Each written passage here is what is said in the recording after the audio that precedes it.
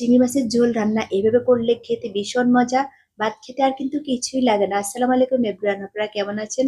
আমি আলহামদুলিল্লাহ ভালো আছি। আমার আজকের রেসিপিটি হলো চিংড়ি মাছের ঝোল রান্নার রেসিপি। তাহলে চলুন দেখে আসি রেসিপিটি।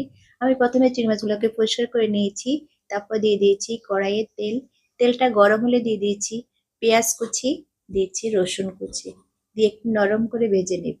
খুব বেশি ভাজবো না, একটু জাস্ট নরম করে নেব।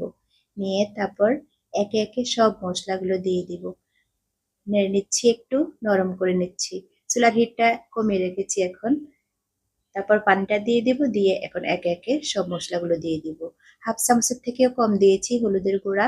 তারপরে পরিমাপ মতো দিয়েছি জিরার গুঁড়া, হাফ চামচের থেকেও কম দিয়েছি। ধনিয়ার গুঁড়া দিয়েছি হাফ চামচের থেকেও কম। মরিচের গুঁড়া দিয়েছি হাফ চামচ। আর লবণ দিয়েছি, দিয়ে তেলের উপরে একটু ভাজা ভাজা করে নিচ্ছি। তেলের উপরে একটু ভেজে নিতে হবে, তাহলে কালারটা অনেক সুন্দর আসে আর মশলার একটা ফ্লেভার পাওয়া যায়, ভাজা ভাজা একটা সুন্দর গ্রান পাওয়া যায়। এই জন্য আমি সবসময় মশলাগুলোকে একটু ভেজে নিই তেলের উপরে। চুলাটা কিন্তু অনেক কমিয়ে দিতে হবে, না হয় কালো হয়ে যাবে, তিতা হয়ে যাবে। পানি দিয়ে দিয়েছি, দিয়ে এখন এই মশলাটাকে আবার কষিয়ে নেব। এই পানিটা শুকানো পর্যন্ত অপেক্ষা করব। একদম তেল উঠে গেলে তারপর চিংড়ি মাছটা দিয়ে দিচ্ছি। এখন চিংড়ি মাছটা দিয়ে চিংড়ি মাছটাকে একটু মশলার সাথে কিছুক্ষণ কষাবো। কষিয়ে তারপর ঝোলটা দিয়ে দিবি। এভাবে চিংড়ি মাছ এটা রান্নাটা ঝোলটা এত মজা হয় খেতে, ভীষণ মজা হয়। ভাতের সাথে কিন্তু আর কিছুই লাগে না। এই চিংড়ি মাছটা দিয়ে কিন্তু ভাত খেয়ে ওঠা যায়। বাচ্চারা ভীষণ পছন্দ করবে এভাবে রান্নাটা। একটু মশলার সাথে কষিয়ে নিচ্ছি খুব ভালোভাবে ভাজা ভাজা করে। তারপর পরিমাপ মতো পানি দিয়ে রান্না করে নেব। তেল উঠে গেছে, এখন পানি দিয়ে দিলাম। একটু ঝোল ঝোল রাখবো এই চিংড়ি মাছটা।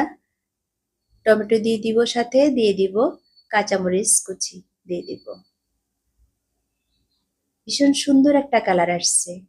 এই যে টমেটোটা দিয়ে দিচ্ছি, একটা টমেটো দিয়েছি, দিয়ে আর কাঁচামরিচ দিয়ে দিব, দিয়ে ঢাকনা দিয়ে ঝোলটা একটু শুকিয়ে নিব, খুব বেশি না।